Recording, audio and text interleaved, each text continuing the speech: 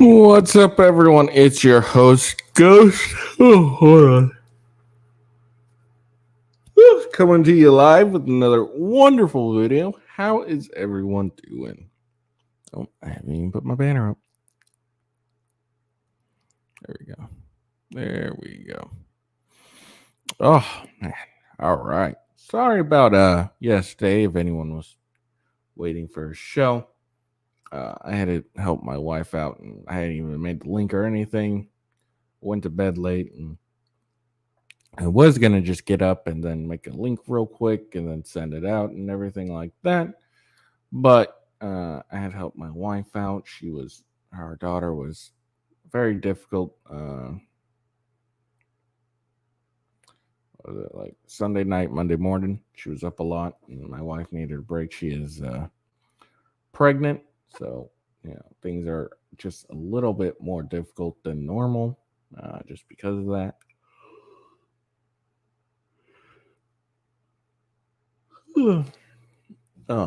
So that was another reason why I didn't end up making doing a show yesterday, but I did do a gaming with Ghost show. Um, so there's always that. This is right there. That's the link to my gaming with Ghost show. If you're interested in watching me play video games, but yeah. All right. So what we got today is just a couple of videos. Well, not videos entirely of everything, but we got a couple.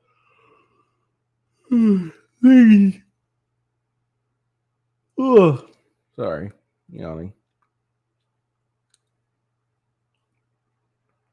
We got a couple things that we're gonna look at.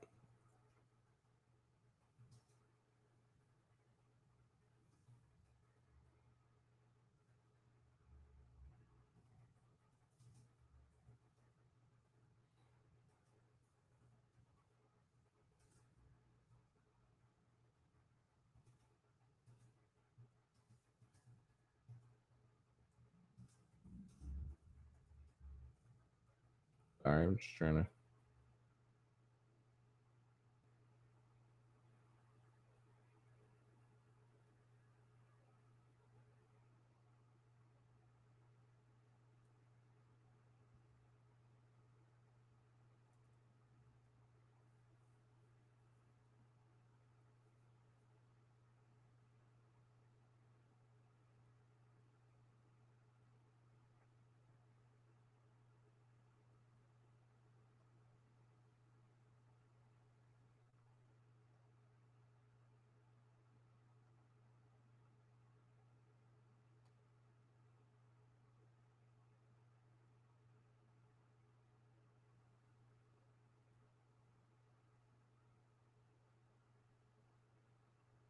Oh, sorry. There's one thing I'm looking out just to make sure I have it. If uh,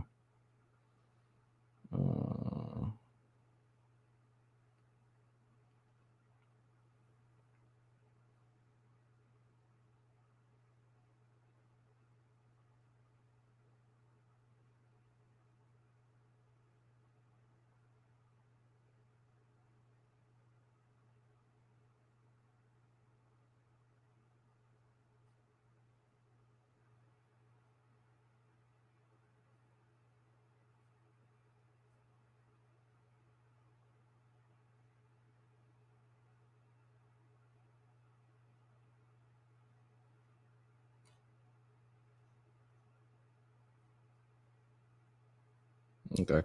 All right. So, anyways, I got a few things we're gonna talk about. We got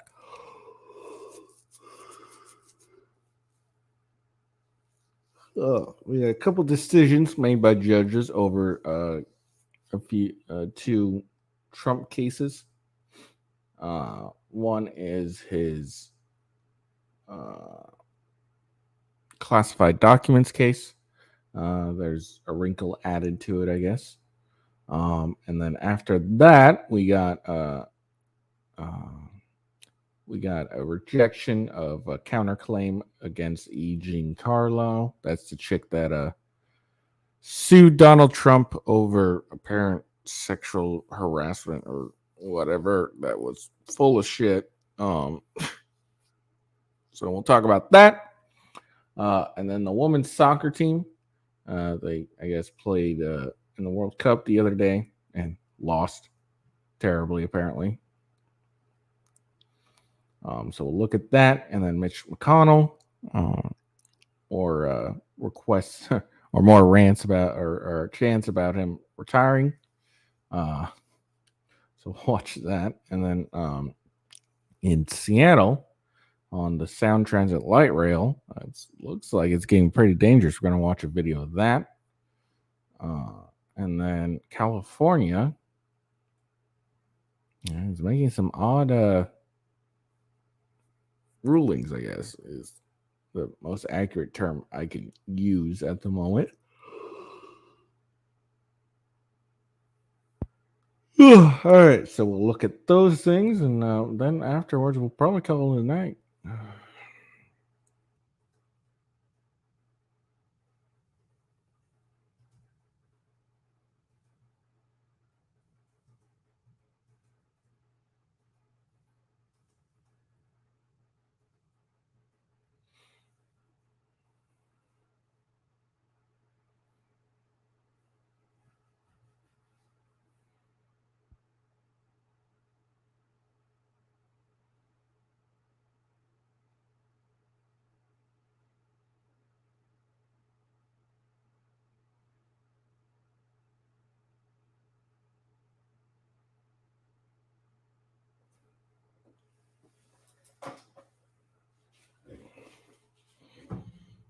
Okay, all right. Sorry, just getting everything situated.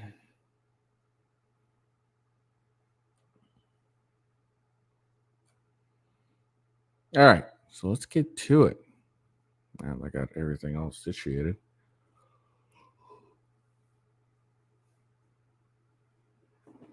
So first thing we're going to talk about is his Donald Trump's classified documents case. This is MSNBC. So yeah.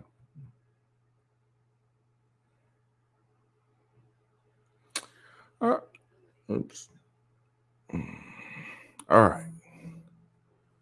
So, um, so this is article was written yesterday. Yeah, yesterday by Jordan Rubin. So let's see. It's MSNBC, so there's good cases. It's going to be fairly biased against Donald Trump, but we'll see. We'll look at it. When we last and goes like this. When we last looked at Donald Trump's classified documents case, I noted the plot was thickening in Florida with special counsel Jack Smith raising a conflict of interest issue for Trump's co-defendant Walt Natu lawyer, Natu's lawyer. Sorry. On Monday, Judge Eileen Cannon responds to Smith's request for having a hearing on the conflict issue, thickened the plot even further, with the Trump-appointed judge raising questions about the case itself.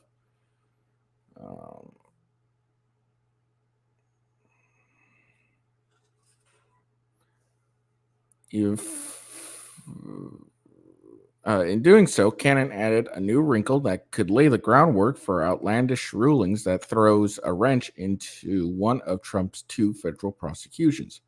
Or she could just be putting the government through its paces and making the Justice Department explain why its investigation actions have been appropriate to date. I don't know if that second part is accurate or plausible. I think,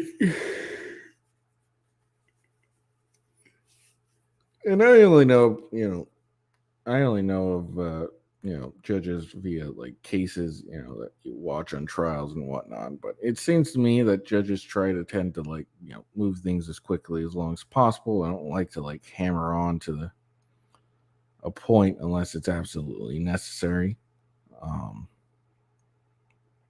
So I don't think that's quite accurate. I think it's more accurate that the judge sees something wrong with the case and is questioning it like everyone else, or I could be completely and utterly wrong. Who knows? Anyways, here's what happened and what it could mean. The short answer is it could amount to nothing besides additional litigations on an unnecessary issue, which, given the delay theme animated all of Trump's cases, is more than nothing. But first, a quick refresher on how we got here. In filing the conflict motion last week, Smith team raised concern about that to us. Lawyer Stanley Woodward, having represented both currently and previously possible trial witnesses against Natu. Among the people Woodward represented was Yushel Travers. Fuck, I cannot pronounce people like that, according to the government's motion. When Woodward still represented Travers before Trump and Natu was first indicted on June 8th, Woodward said he was unaware of the testimony Travers could give against Natu. But after Trump and Natu's initial indictment, Travers obtained new counsel in early July, and later that month, a superseding indictment charged Trump. Natu and new defendant Carlos de Oliveira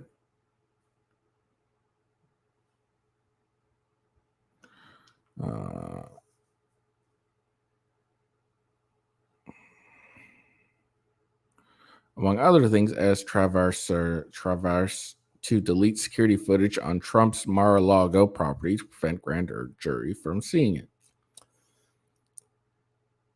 Now, prosecutions want Cannon to hold a hearing on the potential conflict posed by Woodward's representing of both Natu and possible witnesses against him, including Travers. In support of their motion, prosecutors noted that after the initial June 18th indictment, grand juries in both Florida, and Washington, D.C., continue and investigate and further obstructive activities leading to July 27th superseding indictment. In support of their request hearing, prosecutors also filed information under seal with Cannon, opting not to submit it publicly in order to comply with what they deemed grand jury secrecy.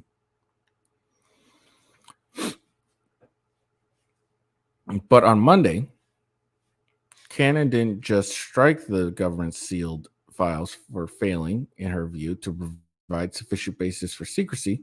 In a move that raises questions, the judge also said Natu response to the conflict of interest motion hearing shall address the legal propriety of using an out-of-district grand jury proceedings to continue investigation and or to seek post-indictment hearings on a matter pertaining to the incident indictment matter in this district. That's a lot of legal jargon. What does that mean, and what are its implications for the case? Well, it's not 100% clear what Cannon has in mind.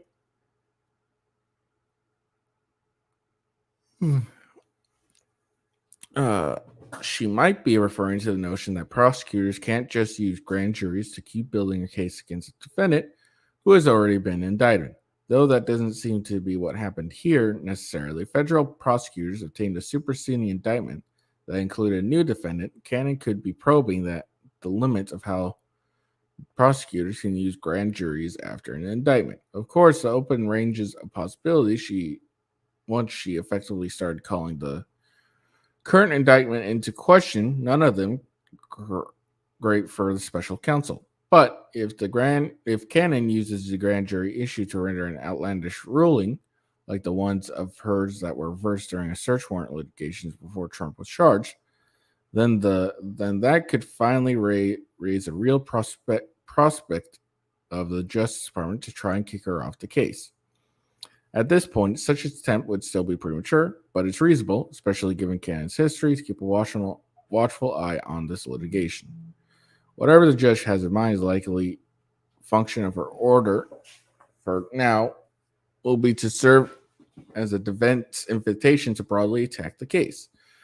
Natu's motion to deny in August 17, Cannon invited the other defendants, Trump and and De Oliveira to weigh in as well, but also by August 17th, whether jointly or separately on the grand jury issue. With the special counsel reply due by August 22nd, we should hopefully have a better idea of what Cannon has in mind later this month and what it means for the classified documents case. All right, I don't understand what any of this fucking said. Basically,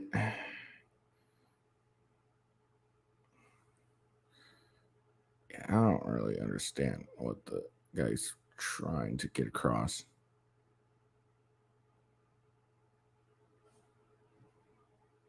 I don't think government should seal any files when it comes to prosecuting a citizen.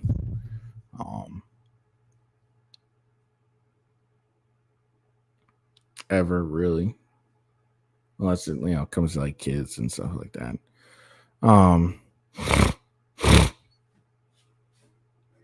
I don't really know why the federal prosecutors would try and do a conflict of interest hearing. If the conflict is, I don't know. This is a bunch of like legal jargon I don't really understand.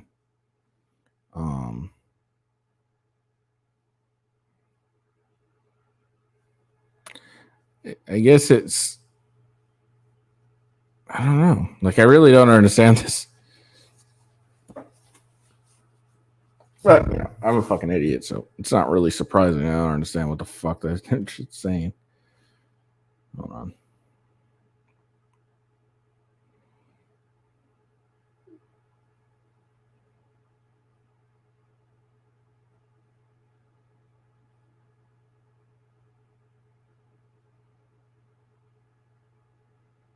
There we go. Sorry, had to get some of this set up.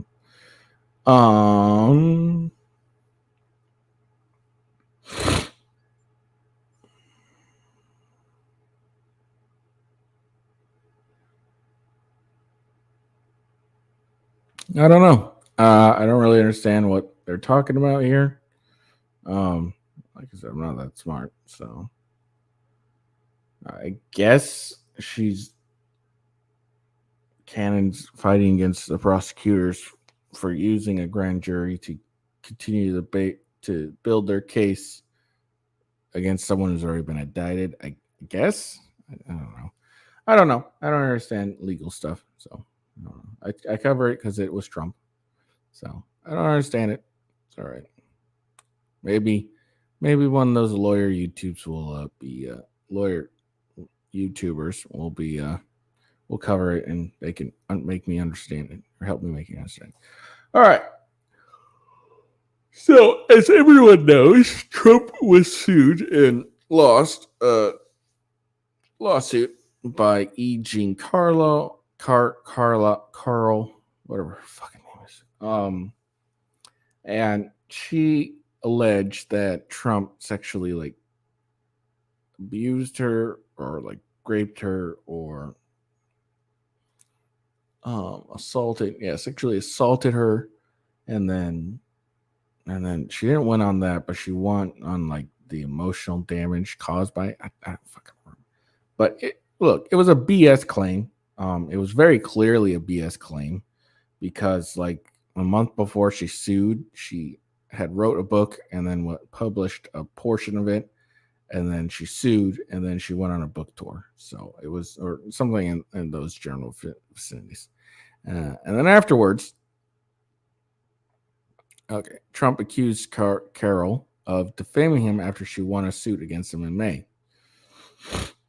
So obviously, he countersued her. A federal judge in New York on Monday rejected former President Donald Trump's counterclaim against former Elle magazine columnist Jean Carlo.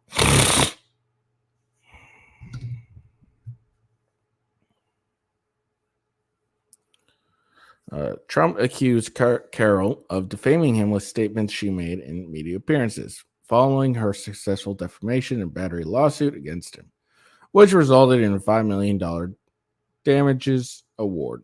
Trump's counterclaim said Carol's statement caused significant harm to his reputation, making him deserving of compensation for punitive damages. Carroll's remarks came after a New York jury in May found Trump liable for sexually assaulting her in Bedford Goodman's dressing room in the 1990s, then defaming her in a true social post by calling her allegations a hoax and a lie.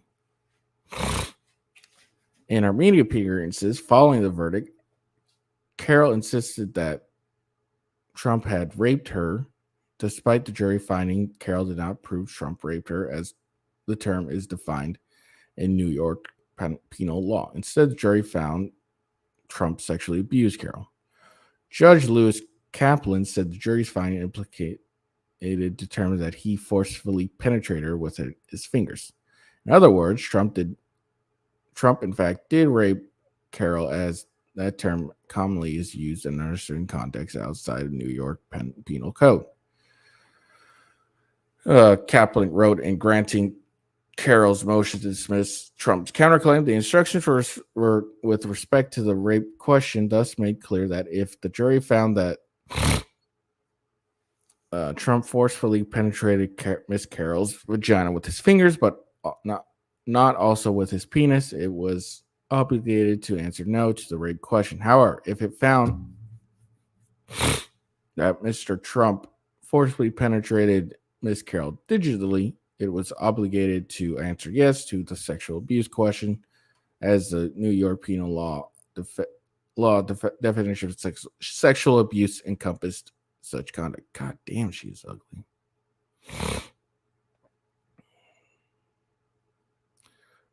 Carroll's original defamation lawsuit, based on statements Trump made in 2019, is scheduled to go to trial in January. Responding to Monday's ruling, Carroll's attorney, Roberta Kaplan, said they were pleased that the court dismissed Trump's counterclaim. That means that January 15th jury trial will be limited to a narrow set of issues and shouldn't take long to complete, Kaplan said. E. Jean Carroll looks forward to obtaining additional compensation punitive damages based on original defamatory statements Donald Trump made in 2019. All right, so he's got his it was rejected for his counterclaim. I mean, I can understand the judge's ruling. I don't like it, but I get it.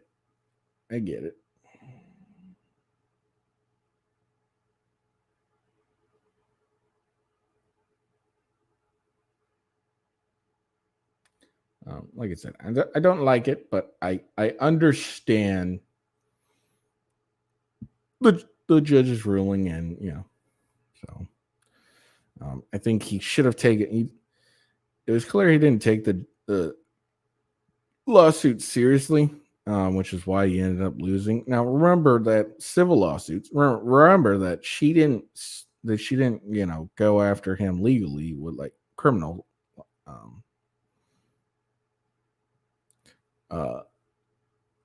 Criminal.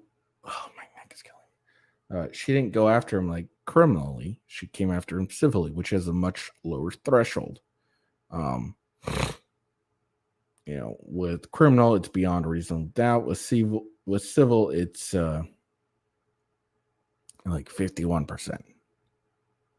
So it's a lot lower of a bar, and Trump didn't really take it that seriously. Should have, just not because this does anything to him, but just because it's annoying. Yeah, she's clearly lying. But yeah.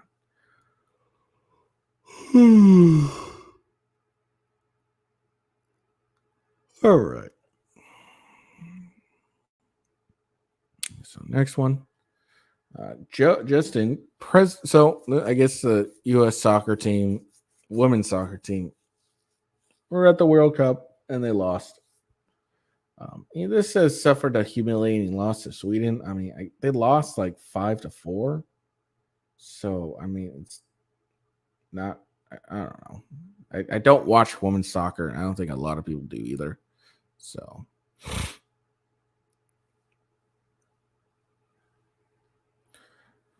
But anyway, so President Joe Biden says he's proud of women's U.S.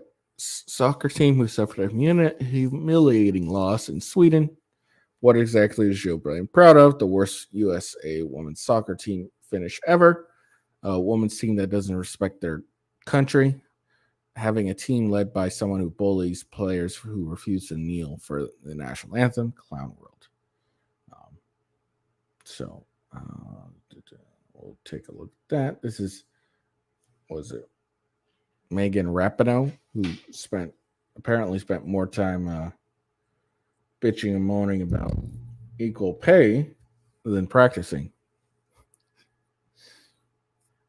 So let's watch. Goes for his kick, and terribly laughing at her dumbassery. Anyways, so that's it. So real quick twit video. So let's read about this. Like I said, I don't watch women's soccer, so I don't fucking know anything about it. I mean, who really does? And that's the reason why they don't get paid as much as men's soccer, because more people watch men's soccer than they do women's soccer. And that's why men's soccer or women's soccer doesn't get paid as much. Shocking. Weird how that works.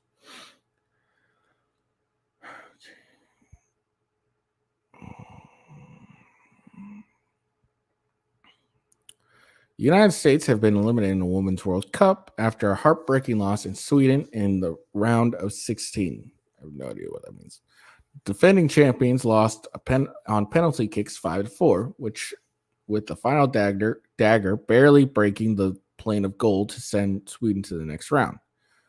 America's bid to win an unprecedented third consecutive title ended when Lena Hurting converted to send the U.S. home after a scoreless draw.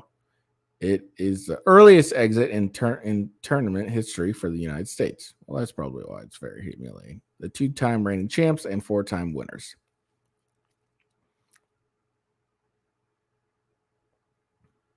We didn't put anything in the back of the net, sobbed Julie Urtez after the loss. The penalties were tough. It's just emotional because it's probably my last game ever. It's just tough. It's an emotional. It's obviously sucked. Penalties are the worst. U.S. goalie keeper Alyssa Nehir fruitlessly argued she saved Hurtig's attempt, but it was ruled over the line. The stadium played ABBA's Dancing Queen in the stadium as Sweden celebrated.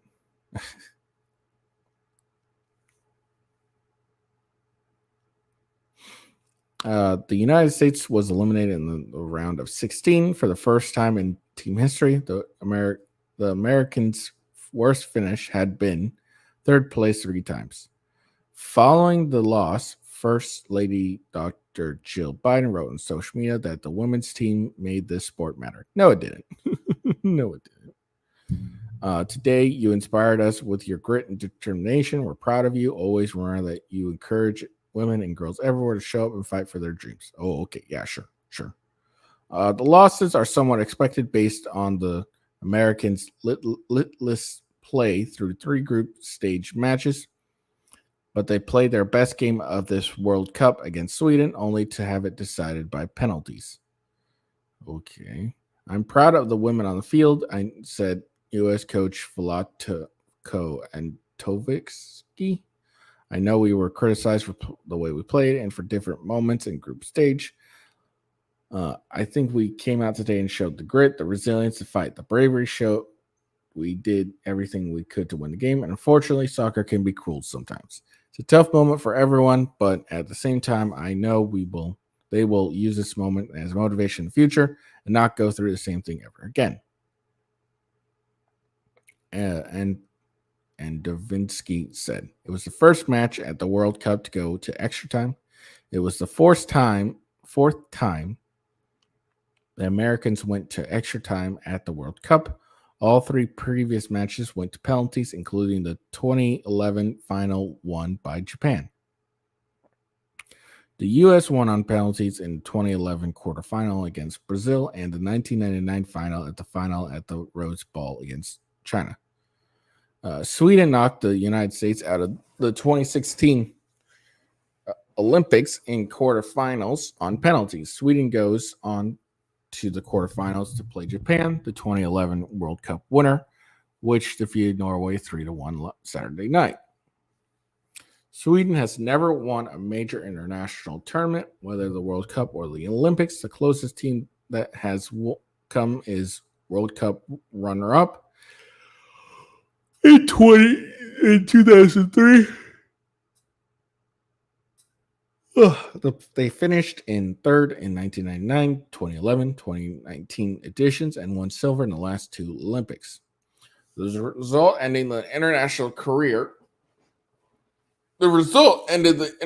career of United States star Megan Rapinoe, who said this was her last World Cup. She has taken on a smaller role for the Americans in her final tournament and was substituted in the United States' first and third game of group play and didn't get off the bench in the middle of the match. I feel so proud of everything this team has done, Rapinoe said after the match. Everything we've done on the field, everything we've done off the field. She came on in extra time against Sweden, and in her final game, a few minutes of action, she failed to control ball play in deep whiff on rebound, hit the side of the net with corner, and then missed a penalty that would have won the game for the United States. Hey, maybe she should have been practicing more instead of, going on TV and trying to get equal pay for not the same amount of work. The Americans struggled through group play with just 4 goals in 3 matches. They were nearly eliminated last Tuesday by the first time Portugal, but eked out a 0-0 draw to fall to second in their group for just the second time at the World Cup. The Americans looked far better against Sweden, dominating possession and outshooting the Swedes 5-1 in the first half alone. Lindsey Horan's first half header hit the crossbar, and second half blast was saved by goalkeeper Zurek Mushovic, who had 6 saves in regulation. Swedes won all 3 of their group games, including a 5-0 rout of Italy in its final group match. Coach Peter Gerhardsson made 9 lineup changes for the match, resting his starters in anticipation of the United States. It was tense from the open whistle. This is just going up blow by blow because I really don't care that much. Okay, well, I can finish this off. Nair punched the ball away from the crowd goal on an early Sweden corner kick. 3 of the Swedes' goals against Italians came on set pieces. Trinity Rodman shot for distance in the 18th minute was easily caught by Mushovic, who stopped another chance by Rodman in the 27th. Horan's header, Andy Sullivan, cornered in the 34th, hit the crossbar and skipped over the goal. Horan was the target in the 53rd minute, but Mushovic dove to push it wide. Horan crouched to the field in frustration while Mushovic was swarmed by her teammates. United States was without Rose Lavelle, who picked up her second yellow card of the tournament in the group stage final against Portugal and had to sit out against Sweden. In Lavelle's absence, Endovinsky started Emily Sonnet, who is making her first start on the team since 2022. The additional of Sonnet allowed Horner to move up higher in midfield. Sweden pressed its final 10 minutes of regulation. Sylvia Jakobsson, who came in as a substitution in the 81st minute, nearly scored in the 85th, but Nair managed to catch it for her first save of the year tournament. Okay. So there you go. That's what happened. Now, do we care? No, it's women's soccer. No one gives a shit. And how do I know this? Because I didn't know about that they won the last couple times. The only thing that's ever became like real relevant when it comes to like women's soccer is, Rapinoe going on demanding equal pay because the men get paid more, but then ignoring the fact that the men get more views, which is why they get paid more. It's very simple. If you produce more views, you get paid more. You draw more of a crowd, you get paid more. But that's the thing now with like women's sports is even if they don't draw the same amount of attention, they demand the same amount of pay, which to me is bullshit. If you want the same amount, You gotta get the same amount of people. Like, I guarantee if women's soccer drew the same amount of crowds as men's soccer, they get paid the same, no problem. Um, Ronda Rousey said it best.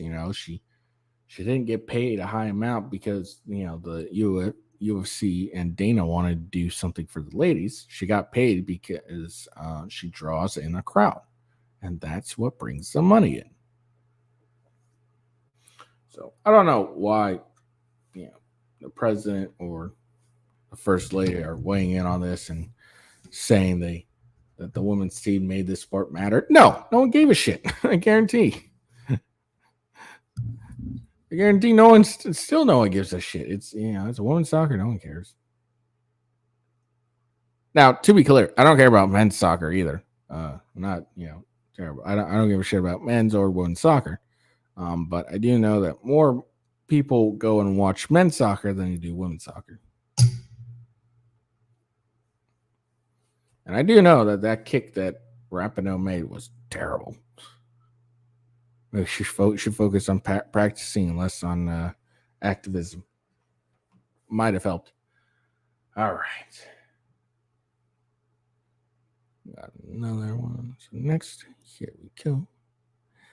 Where we are.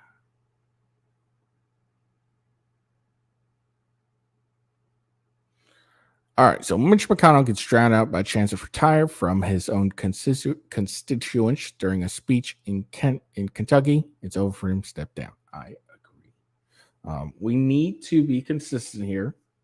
Even if you're a Republican, if you say that Joe Biden needs to be removed from office, then you need to just as honestly say that Mitch McConnell needs to, especially after that after his like spazzing, or like where he just stood there still and didn't say anything and kind of had a senior moment. So, but yeah, you need to be.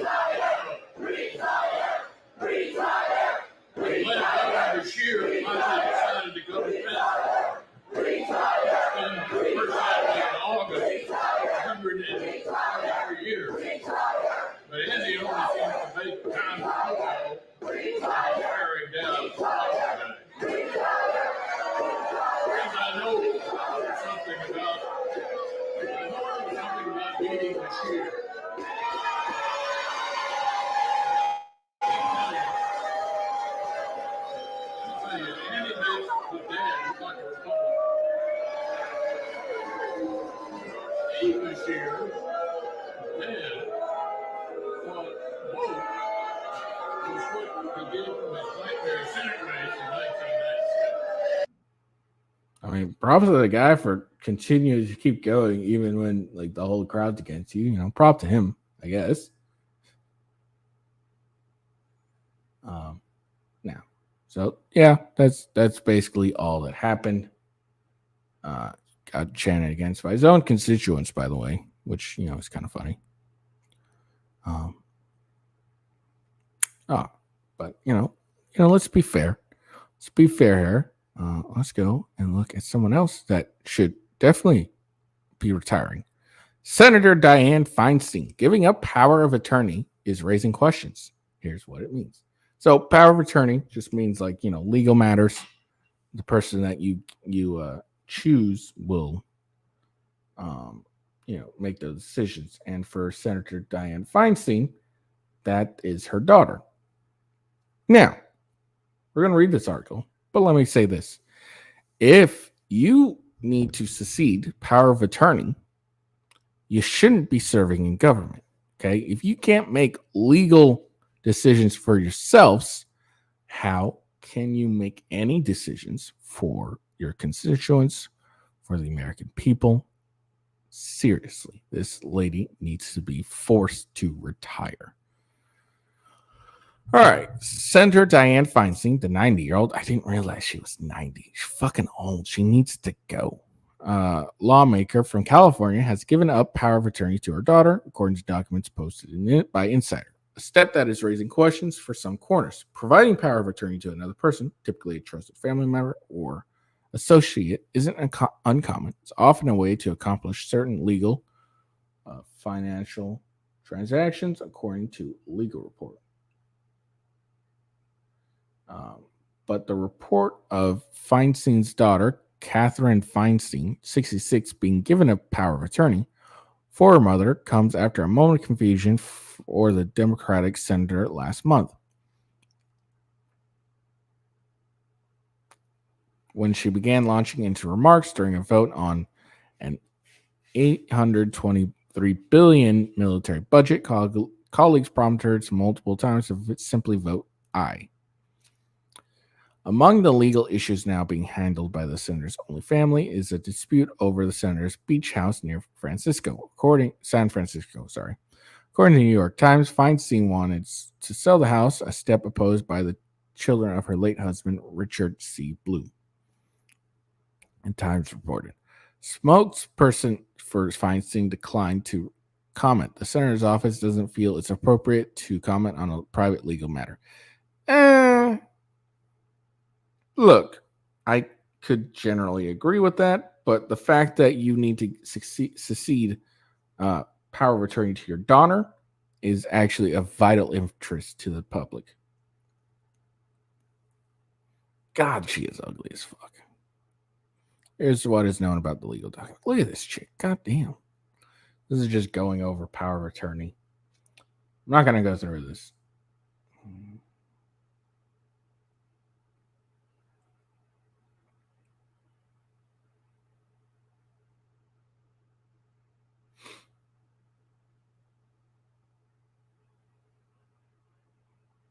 Okay.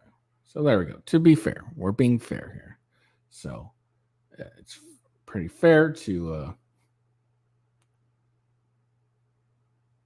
hold on.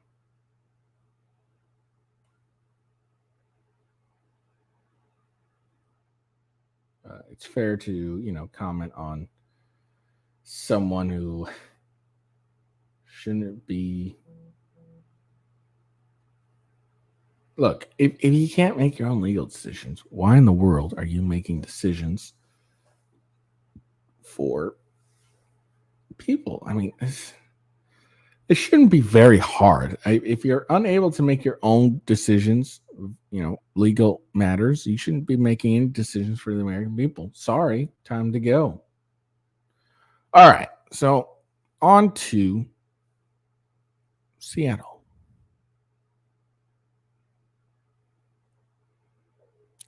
So Sound Transit Light Rail is a dangerous ride. Here a prolific fender is accused of randomly stabbing a stranger in Seattle. Transit riders come to the man's rescue, risking injury to death in doing so. They are heroes. I mean, it's not really an accusation. And the video clearly shows that he is stabbing this dude. Maybe the accusation is randomly.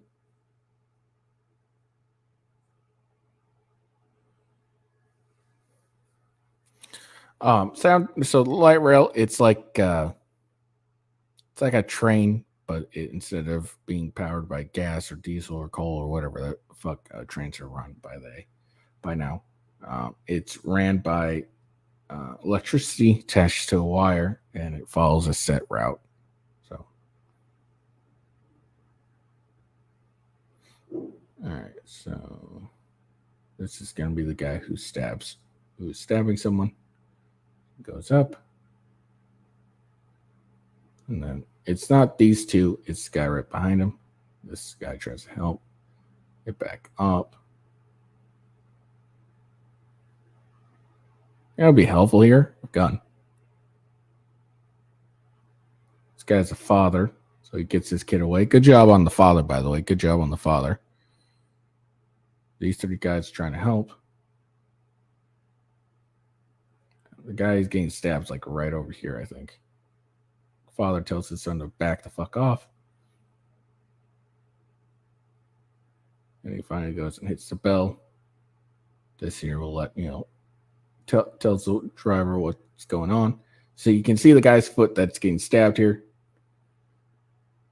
This guy's trying to fight him. Something. Look, I don't want to fight anyone with a knife. Knives are like by far. There we go. Here he is. He's really going at him now. See, this would be helpful if the guy, if any of these guys had like a fucking gun. Very helpful. Pow pow. Or at the very least, it stopped the guy from doing anything because he'd probably be afraid he got shot. He continues to be like stabbing towards the guy. It looks like he's got a shoe.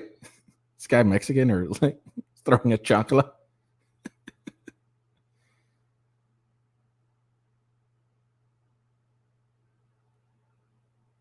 Okay, so this is a guy who was getting stabbed. It looks like.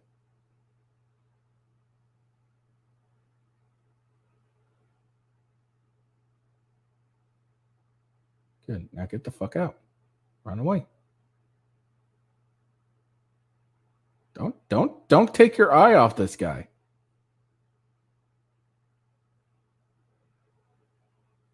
Some nice blood.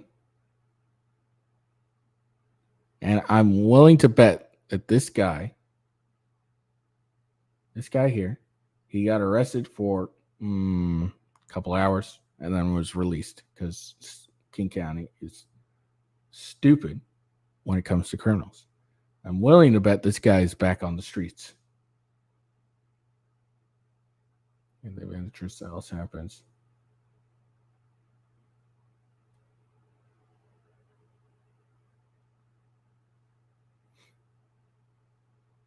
So yeah. So it would have been very helpful if one of these people were carrying a gun. Now I know what you're probably saying. Some maybe anti-gun people that watch this video. Well, is it fair to bring a gun to a knife fight or whatever? Yes, very fair. Knives are, in my opinion, a lot more dangerous than guns. Now, what do I mean by that? I don't mean like in the literal sense of obviously a gun can kill far more people far more quickly than a knife. But until that person pulls the trigger, it's not really that dangerous. With a knife, if you fight someone with a knife, you're gonna get cut, you're gonna get stabbed, you're gonna hurt. At least if you got someone that has a gun, until they pull the trigger, there's not much danger.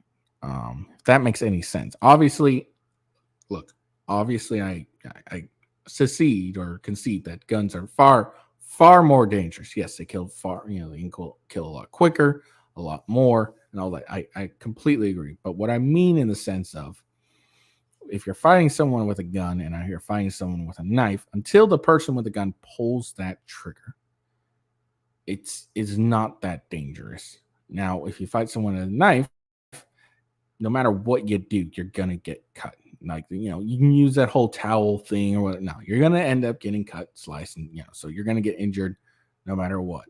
And it's kind of a guarantee. So that's what I mean when knives are a little more dangerous. It's what I mean. Obviously, in the actual sense, yes, guns are far more dangerous. That's what I mean. Like, but yeah, I mean, and say one of these passengers had shot this guy, it would have been illegal. It would have been a legal use of self-defense, because self-defense isn't always against protecting yourself. It's also protecting others from bodily harm, and being stabbed counts as bodily harm. A knife is a deadly weapon, so if they were to shoot him, it's been a legal justification of deadly force. I was going to say something else, but I forgot. Oh, if you remember, there's a shooting by a cop, probably during the height of the whole BLM protest. But a cop arrived on scene, and there's this girl. She was like a teenager or something, and she was stabbing another girl with a knife. The cop came in, shot her, and killed the girl with the knife.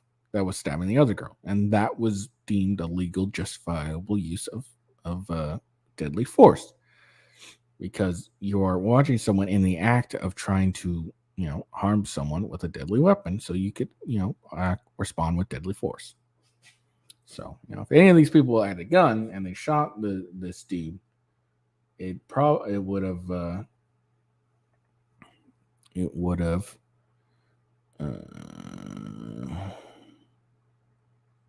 sorry, it would have been justified, basically, is what I'm saying.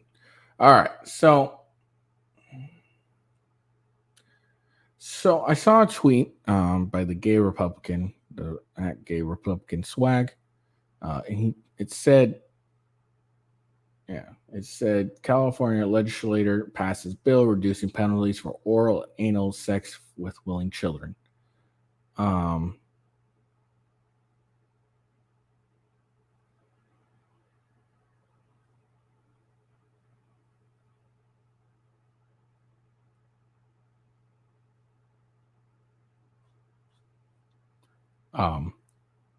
And it was, I saw it. I was like, all right, I'll look into this.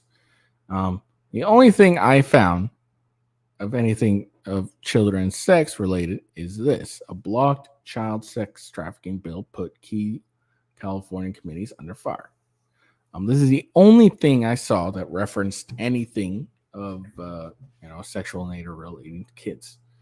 So I don't know what he was trying to get at.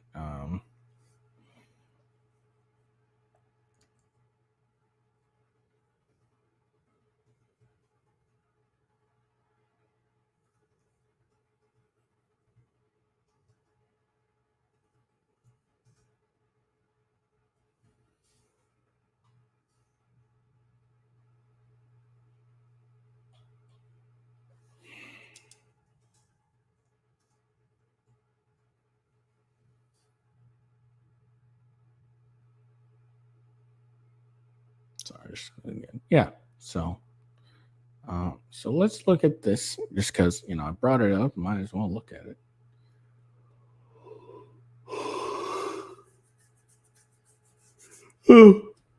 Just to be clear, this was wrote July 13th of 2023, so it is recent.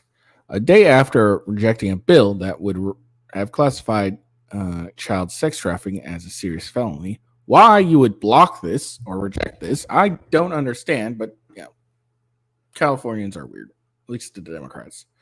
Under California law, the Assembled Public Safety Committee is facing intense scrutiny from the Democratic state leaders, including Governor Gavin Newsom. Okay, I guess it's just the Public Safety Committee who are voting to address the issue. The bill was written by Republican State Senator Shannon Grover. Attempts to keep repeated offenders behind bars longer and make them ineligible to be released from prison early. The bill, which Grove has worked on for 3 years, passed unanimously through the Democratic-controlled state Senate earlier this year. Lawmakers on both sides of the aisle were shocked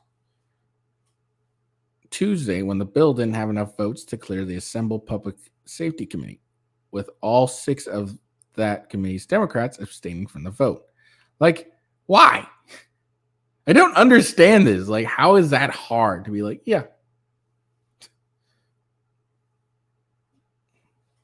Governor Gavin Newsom said he called Grove to talk about the measure, which is indicative of my desire to see what we can do. Newsom told reporters Wednesday morning. It's an area I deeply care about. I have since my time as mayor, as a supervisor working with then District Attorney Kamala Harris. I appreciate Shannon Grover's efforts on this and wanted to make sure that she knew that today we'll be following up and we'll have more to say shortly. The governor noted last year's state budget earmarked $25 million of services for children who have been victims of sex trafficking. I want to understand exactly what happened yesterday, and Newsom said, I take it very seriously. Assembled Speaker Robert Rivas fielded numerous questions on the issue at a luncheon in Sacramento Wednesday afternoon.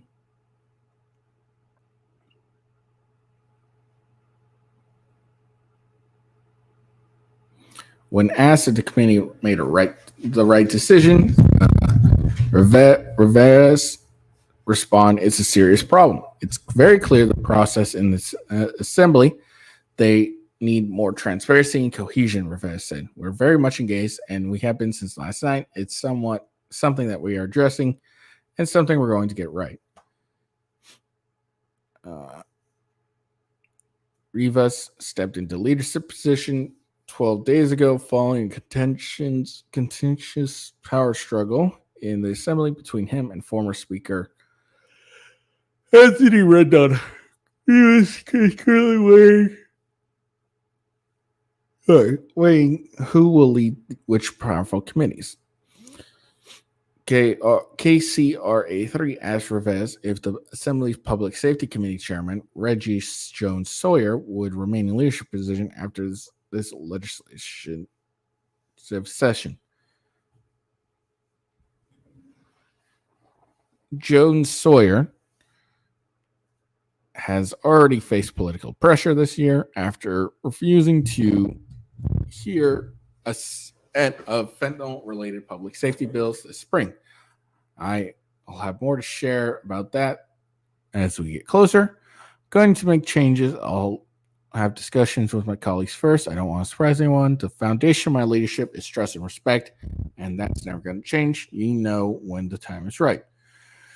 Jones Sawyer has not responded to a request for comment on Newsom and Rivas' statement. He said in a statement that Tuesday night that the bill would have made no corrective actions of enhancement to laws already in place. Ultimately, members of the Public Safety Committee understood the author's intent, but recognized this bill needs considerable work and grants reconsideration.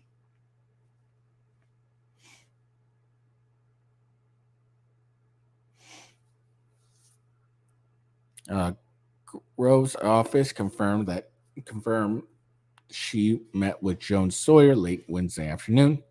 She told reporters after the meeting that she wants to assemble the assembly to suspend the rules of her bill to bypass the committee to be voted on by the full House. I think the meeting was very productive.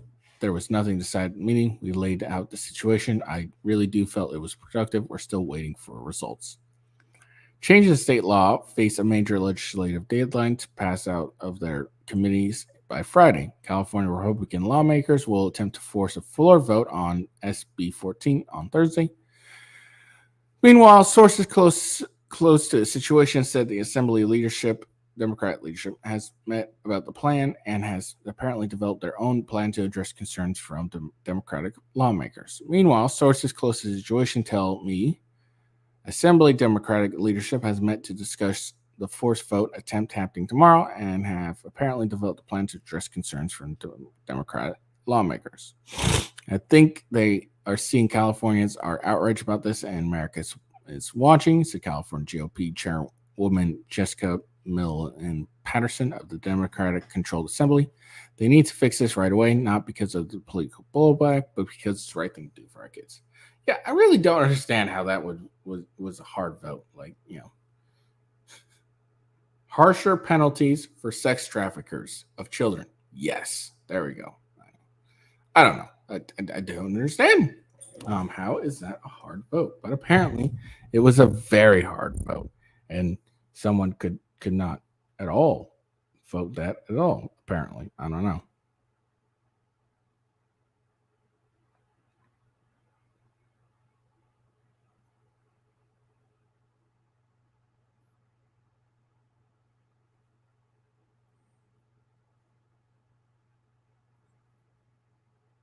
No, I'm not gonna watch that. Sorry.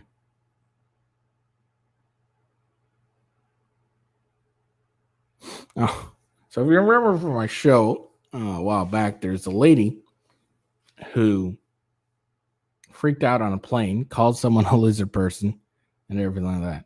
Well, it looks like the media publishes the woman's name, a photo of her house, and the neighborhood where she lives. Why?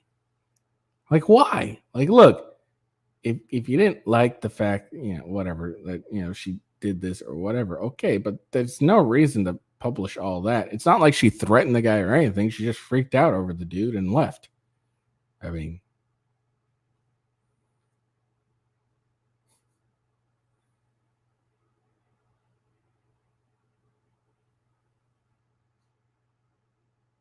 I don't understand this. Like, who the fuck cares? All right. Anyways, all right. That's all I got for you today. I hope you guys enjoyed the video. Make sure you like and subscribe. Follow me on X at officialwghost. Follow me on Rumble with Ghost, as well as on YouTube. And then my second channel, Gaming with Ghost, on Rumble. Right there. Look at that. Beautiful. I have, hold on. I have to do math. I have 12 followers. If I get 7 more, I will be able to have my own unique code. So please make sure to follow me and get my likes up so I can, get that awesome unique code. All right. I hope everyone has a good day. Peace out and see you later.